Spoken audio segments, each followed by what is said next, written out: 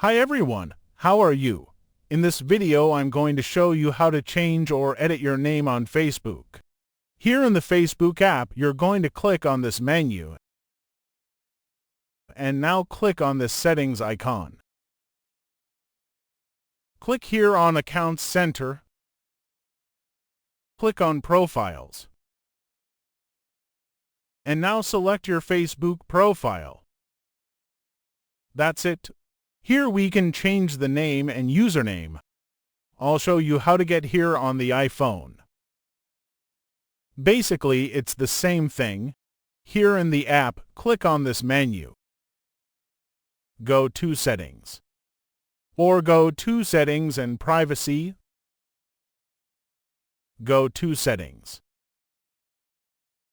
And now click on Accounts Center. Go to Profiles. Finally, select your Facebook profile. This is where we're going to change the name. First, we're going to change the username. Each person has a different username. You need to enter a name that doesn't already exist. Finally, just save. Now we're going to change the profile name. Here you can change your first name, middle or last name.